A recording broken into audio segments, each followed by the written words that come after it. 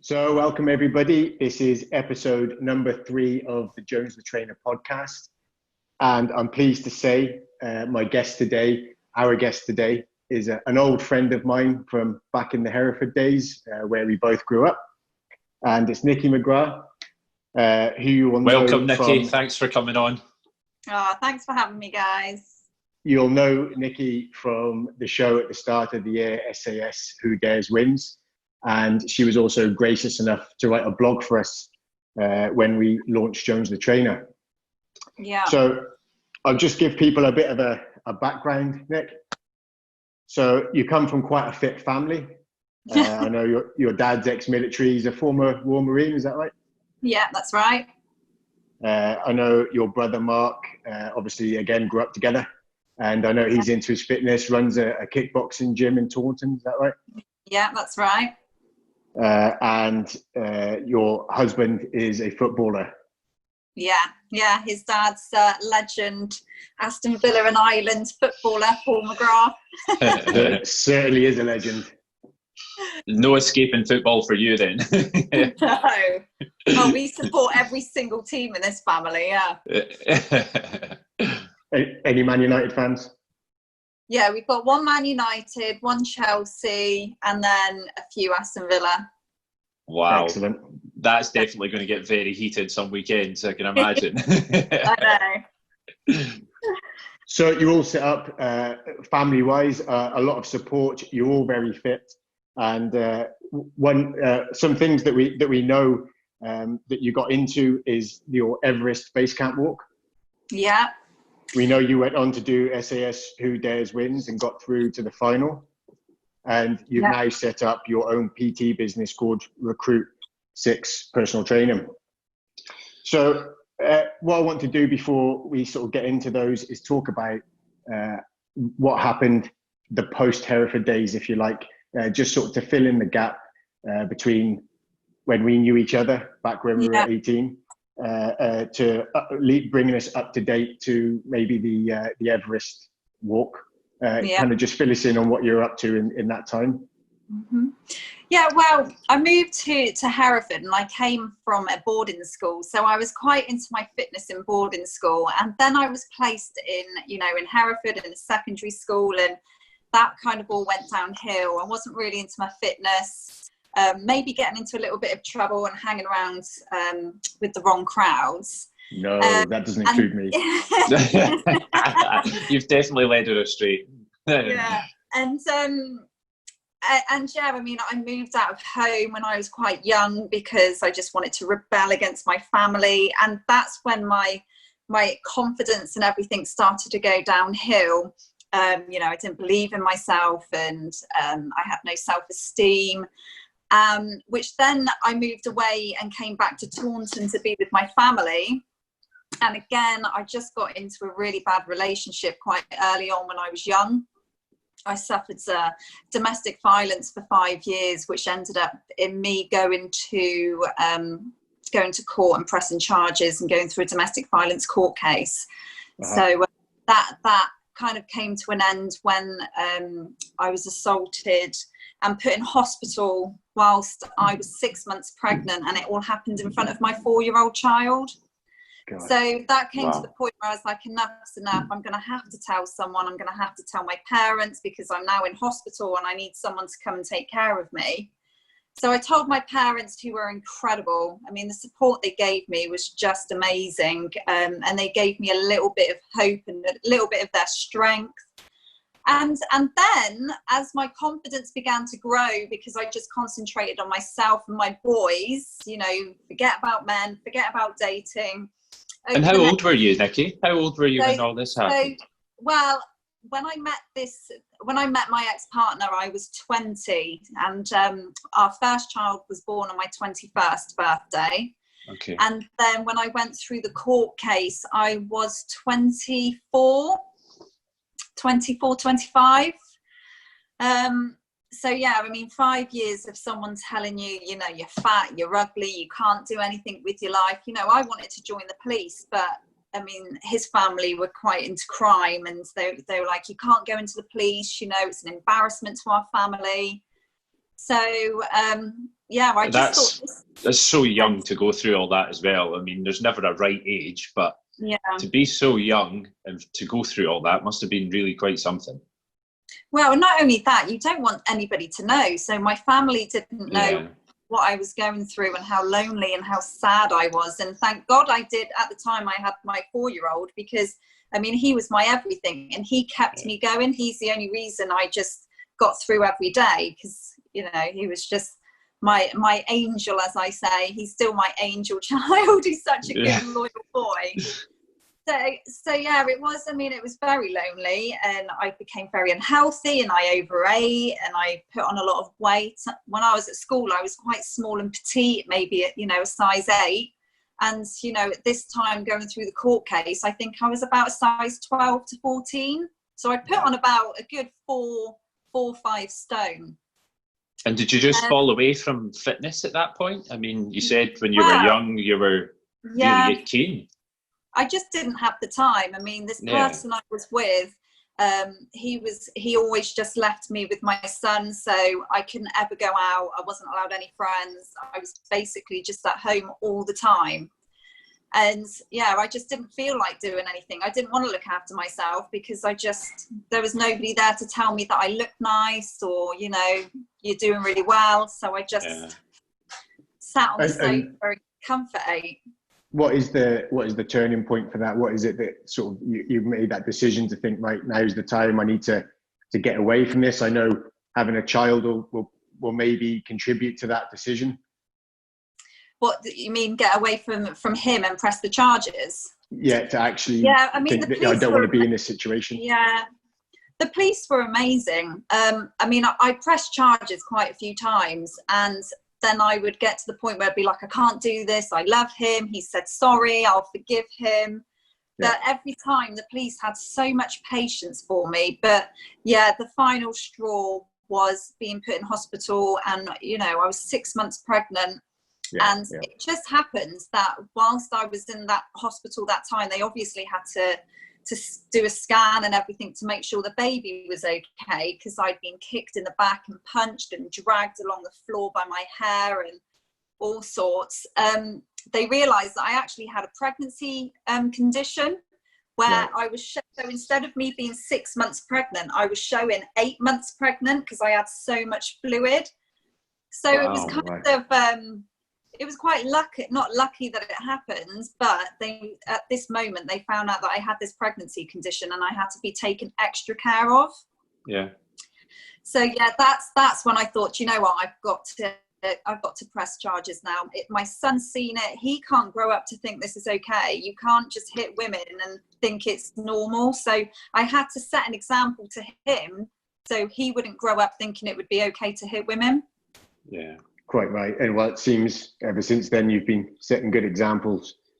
Going on from there, can you tell us a little bit about what happened there and how things started to get better? Yeah, so you know, it was still really tough for a few months after the court case, because I then had a newborn baby. I was, you know, a single mother of 2 on a really small wage.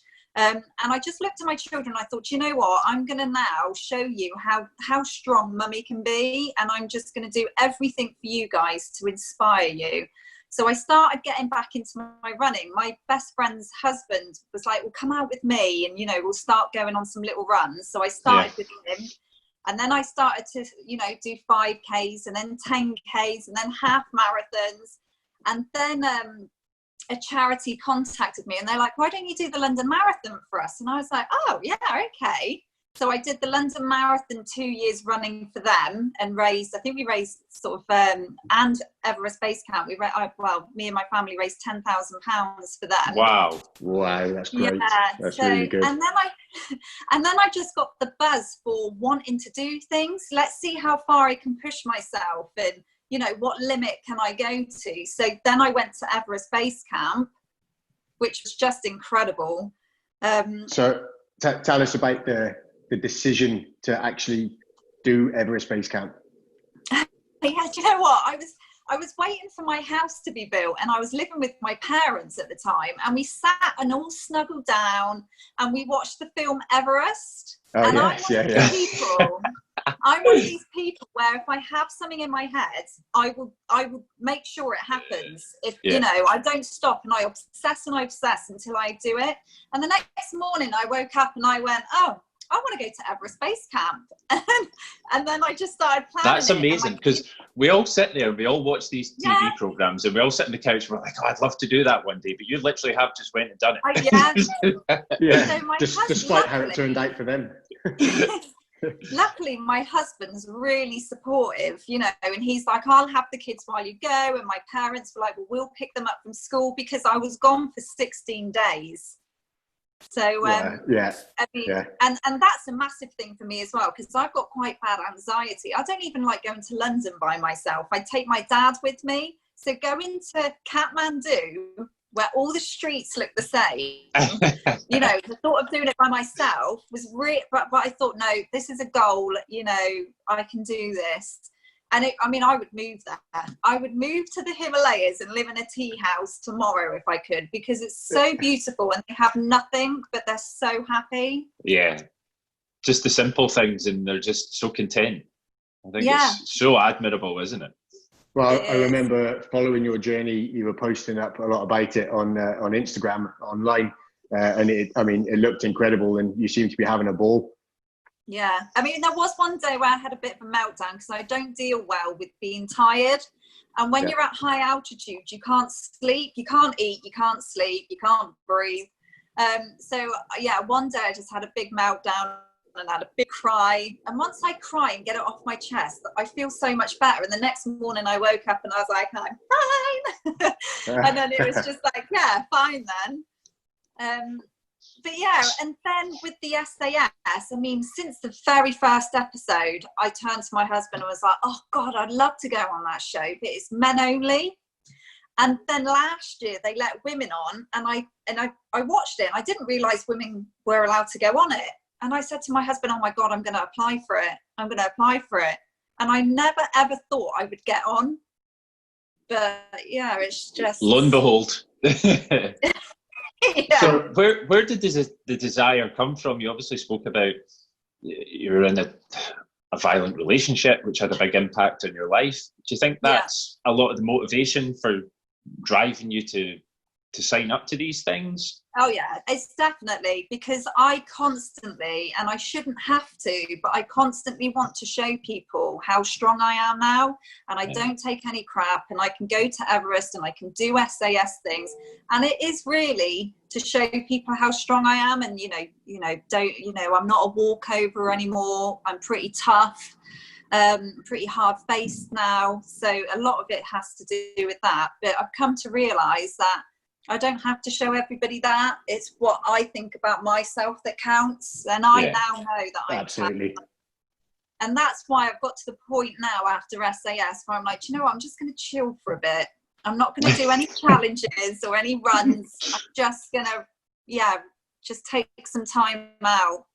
Well, you say that, but we're going to try and drag you into a challenge or two in the future. So. Yeah, definitely. So going back to Everest and the SAS program, how do you prepare for those kinds of things? Yeah, well, Everest is a little bit hard because you can't really train for high altitude. So really it was just going for, I'd wake up at 4 o'clock in the morning and go for hikes up on the Quantock. So doing a lot of hill walking and weighted rucksack walks. And that's all you can really do to prepare, is build up your legs a bit. Yeah. So the walking was fine. I would like to do the Everest Marathon though one year, actually.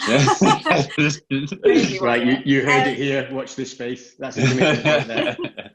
And then with the SAS, I mean, I was a runner. For SAS, you need strength really, because you've got to be carrying things and lugging people up hills. So from going from a runner, and I was a pretty scrawny, lean runner, I then decided to start CrossFit, and I'd never done it before because I was quite intimidated by the people that go, they're really muscly and fit.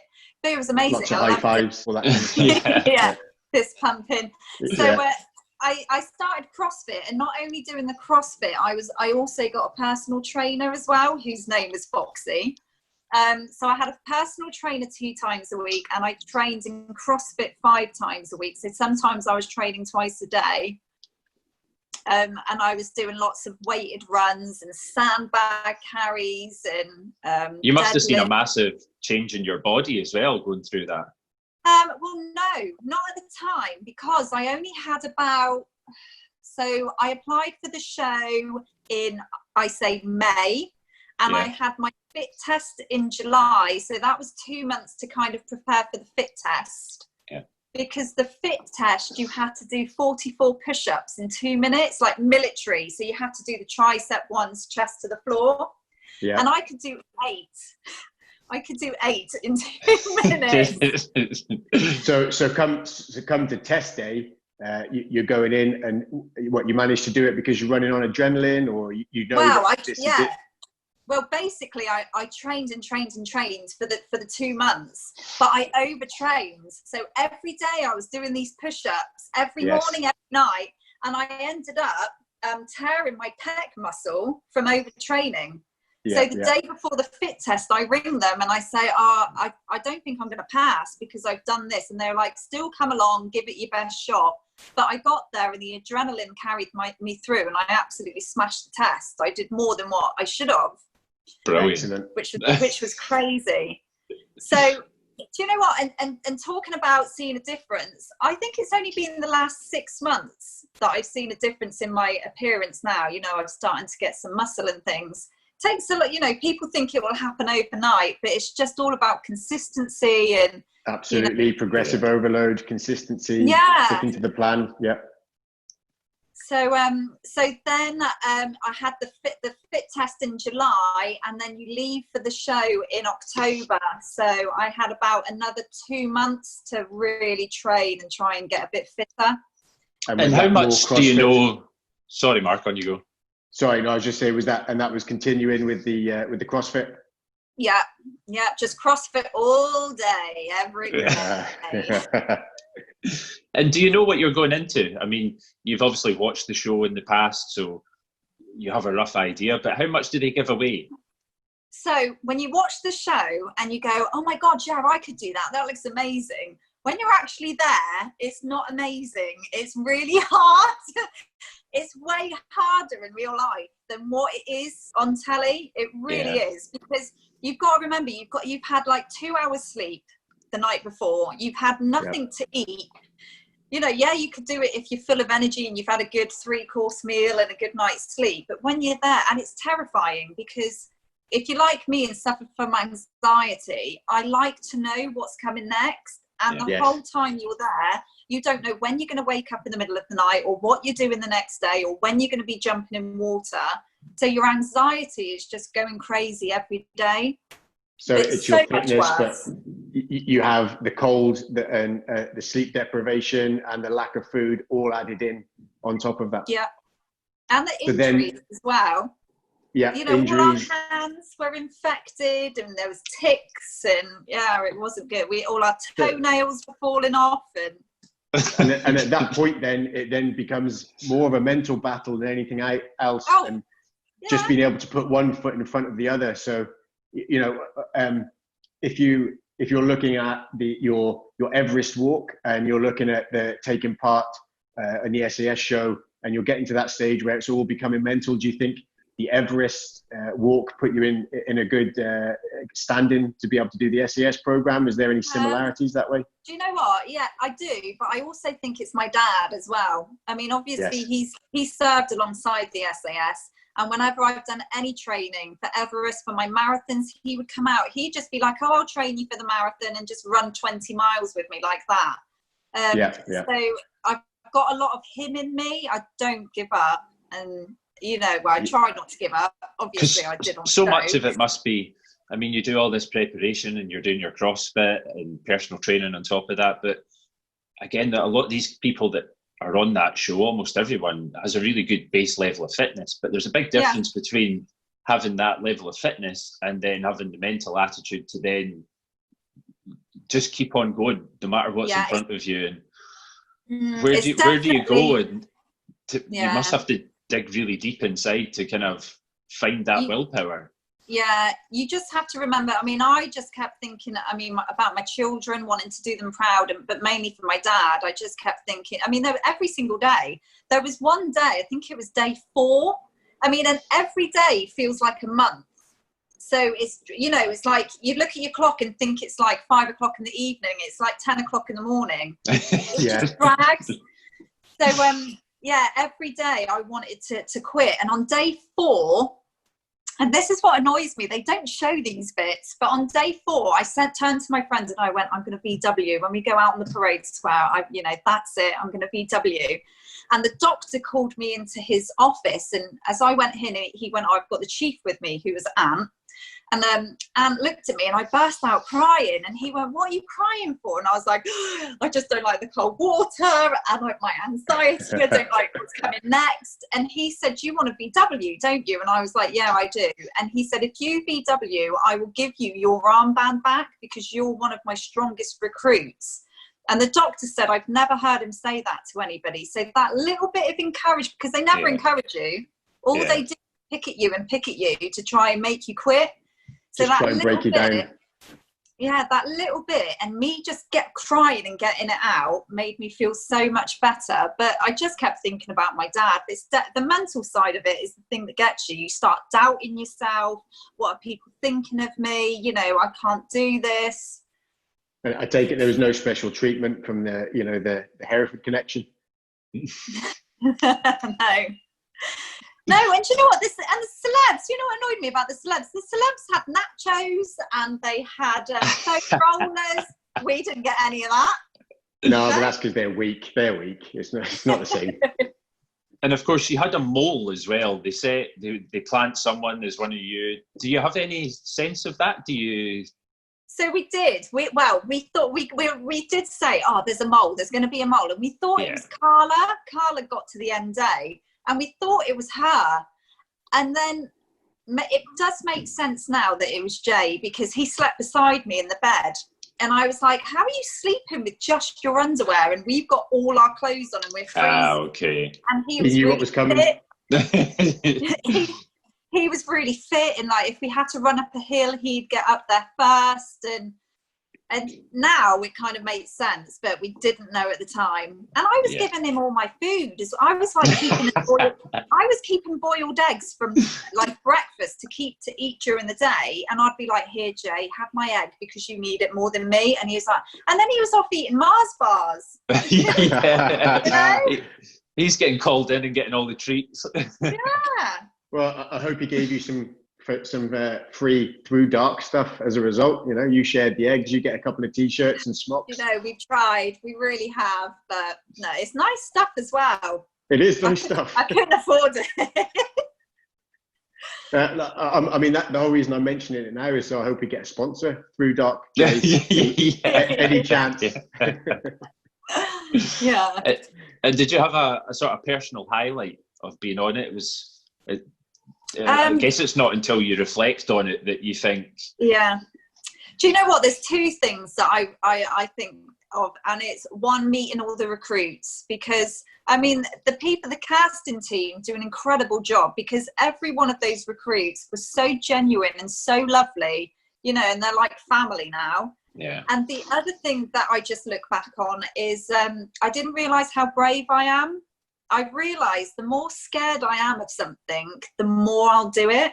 I mean, the first day when we had to do the back dive, I mean, on the run-up, everybody was like, what would you not want to do? And I was like, I don't want to do that back dive. And when I was sat in the boat watching Ant do it, I was like, that's it. I'm going to have to go. I can't do that. But something just was like, something was pushing me. Every time I didn't want to do something, I just go and kind of smash it. So it just made me realise how brave I am. Well, that's exactly what we thought when we were watching it on the TV. Obviously, here we were all rooting for you, and exactly, you know, we were amazed that you just went after each challenge and absolutely smashed it every single time. Yeah, I mean, the one thing that I regret is obviously that the the cover story. Yes, I know. And I assume you've definitely got your version of events of what's happened there. Well, do you know what? I mean, the more I speak to the other recruits, the more, and the things that you don't see, the more people say that that was planted on me. Yeah. Because, I mean, I'd gone in the water, I'd been on the run, and it was in mint condition. Yeah. Yes. And other things that you didn't see, like Carla on the run, you saw her lose the map and she was looking for the map and it disappeared. Well, the camera crew handed that into the interrogators. Right, So it's okay. things like that. They're trying to stitch you up. And I think they did that to me to try and get me to think quickly. But I was so exhausted, I couldn't even think. I was just like, oh yeah, it's mine. Yeah. I think it's mine. Yours was such a strong group, I felt, as well, because I think there was 4 of you towards the end. And they almost just couldn't narrow it down. They couldn't get to that one recruit who was a standout because there was such a strong field of you, which was really quite amazing. Yeah, yeah. I think, there was fun. So when I left, I mean, and that's the thing, when you're in interrogation and you've got the head things on and you're blindfolded, I mean, there was 11 of us that went into interrogation on that phase. And I thought everybody was still there. And then it's not until I came out that they were like, there's only 4 of you left. And I was like, oh my God, I got that far. I mean, that's all I wanted to do. I just wanted to get to interrogation to see what it's like to have those noises in your ears. And I'm really glad that scares I got me. there. That really scares me. That looks the worst part, I think, for me. It's not, do you know what? It's not the noises that I could deal with them. That's fine. It's the stress positions that they put you in. I've never been in so much pain in all my life. Every joint burns and hurts. I mean, and that's why you're rocking and what positions would they put you into? What kind of things did they ask you to do? So I was only put in 2 positions. So I was put in the one where you've got to put your hands on the wall and your legs apart, but we're freezing. Bearing in mind we've got onset hypothermia. I mean, there was times where I did collapse, and I can remember them wrapping. You don't see this, but they're wrapping me up in blankets, and I can hear them going, "She's not doing good. She's not doing good." And then they ran me. I think it was Liz, the interrogator. They ran me around the parade square, blindfolded, to try and warm me up. Warm you up. Oh, God. And then they go right back into the stress position. And then the other one we did was our hands on our head with our legs crossed. But if you bent over at all, they'd put their knee in your back and then pull you back up right again. I mean, it was just awful. And what kind of period of time? How long are you doing that for? So what time? So I think we were captured at about 5 o'clock in the afternoon. And then I came out of that at 5:30 the next morning. Right, a long time. Wow. Yeah. And just how intimidating are the interrogators? You know, they've got this whole good cop, bad cop routine going up in your face. Liz was okay. So the lady Liz, she was lovely. It's the bold guy. I don't even know his name. Yeah. All I know is that he called me really nasty names and made me hold something in my mouth like a dog and put me in a dog cage. And are you there? You're shaking because you're so cold. You can't, and you've got to memorize this story they've told you. So we were part of the National Fishing Foundation. Yeah. Yes. I think that's right. And you've got to remember what boat you came in on, what time, where you stayed, you know, and you forget everything. Once you've got these babies screaming in your ears, you forget everything. But what's your determination like at this point? You know, how are you feeling mentally?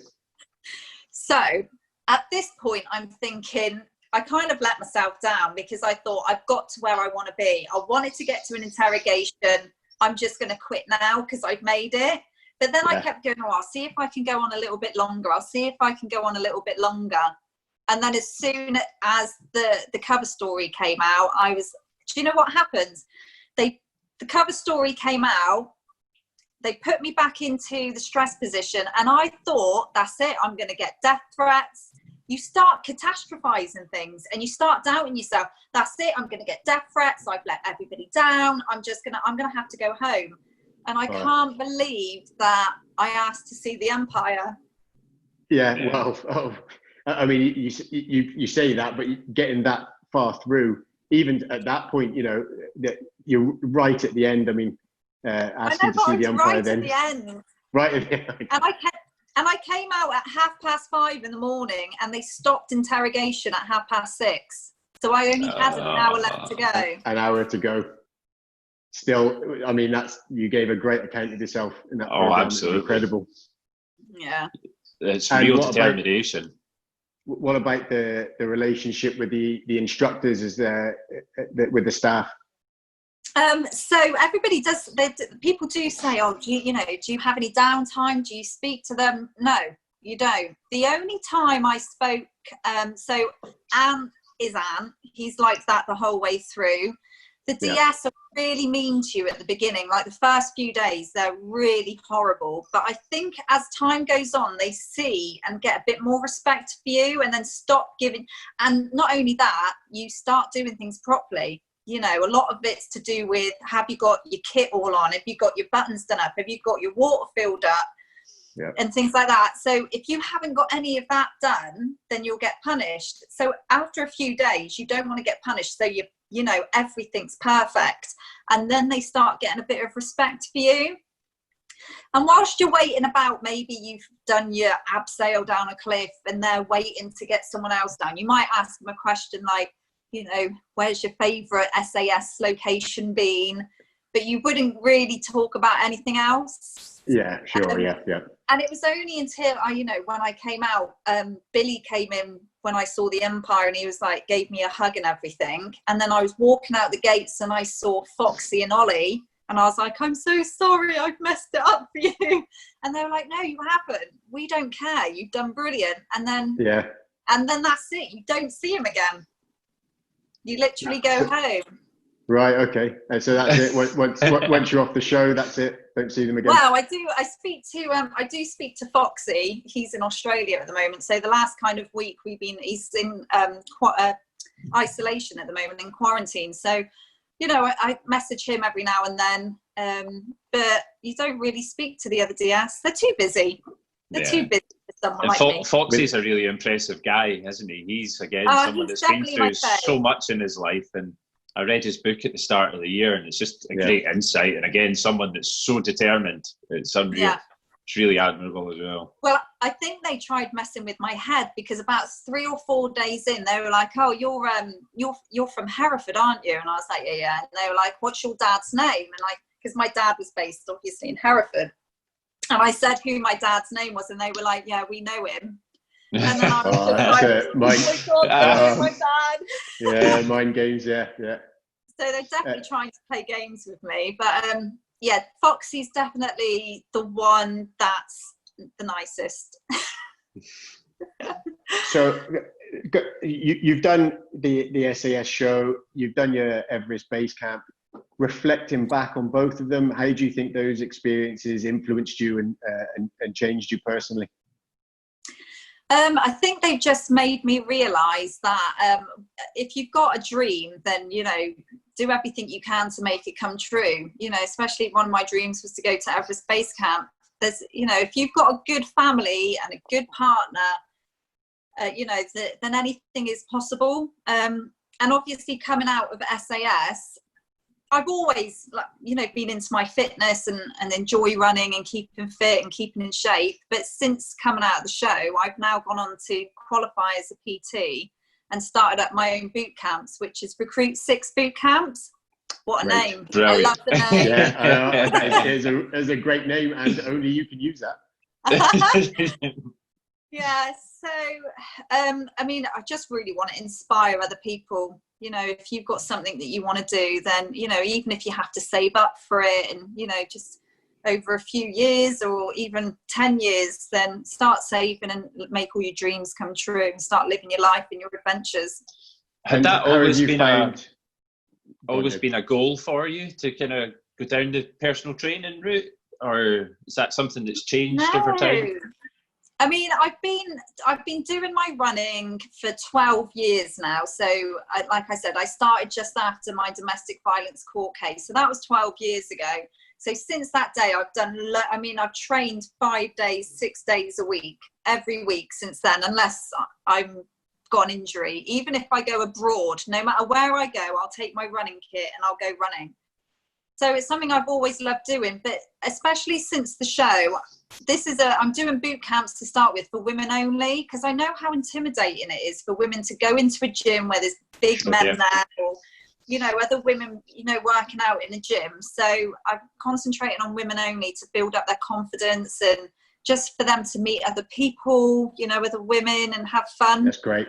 Yeah. So I'm really looking forward to that. And how's that been, considering you're basically starting it during this pandemic? How's that been for you? Wow, I'm not gonna lie. Finding equipment has been really, really hard. Yeah. Yes. Mark's bought it all for his home gym. Blame him. There you go. Yeah, that's right. Yeah, I got in there quick. So that's been a hard thing. I've just basically got to keep going on all the websites to see, have they got any kettlebells in yet? No, but they've got this. Okay, I'll get that.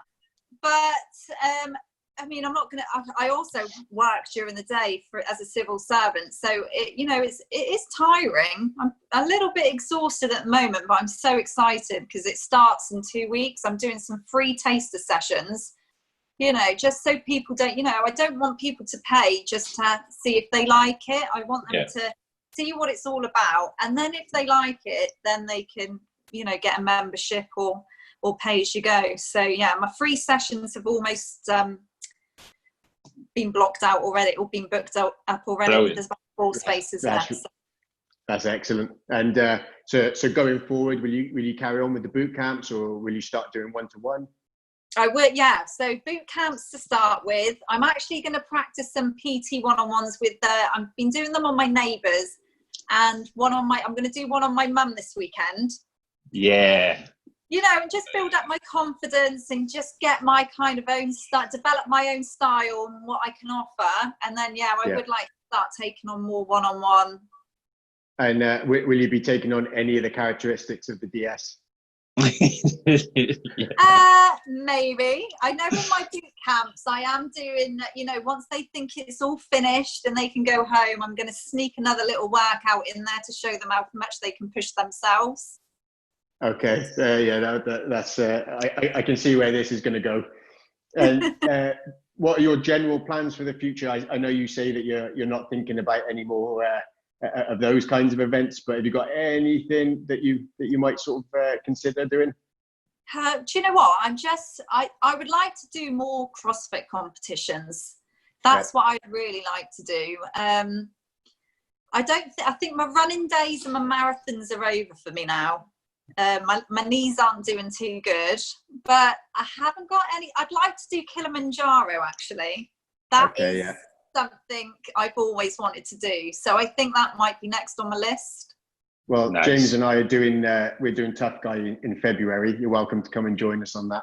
In fact, maybe not, because you'll be way ahead of us. So we won't be able to keep up. I'll be carrying you over my shoulders. In fact, I'm definitely up for that. That's the best way to do it. So tell everybody where they can sort of find out more about you, find out about the PT. You know, do you have a website? What are your socials? Yeah, so I'm basically on everything. I love social media, and I tell you why. So I'm on Instagram, and my Instagram is Nicola. What is it? Nicola McGrath 831. Yep. And I love Instagram because I just love speaking to people from all over the world. And I've met some really good friends on social media that, you know, we message each other all the time. And I love that it brings everybody together. Then on Facebook, you can find me on Facebook under Nicola McGrath. But I also have my Recruit 6 Bootcamp Facebook page as well. Great. Yeah, that's what we want. We'll be linking up with you on that. Get following. Look forward to seeing some videos going up there. Sorry? We'd look forward to seeing some videos going up and seeing people being put through their paces. Yeah. Don't you worry, I'll be putting some things on there.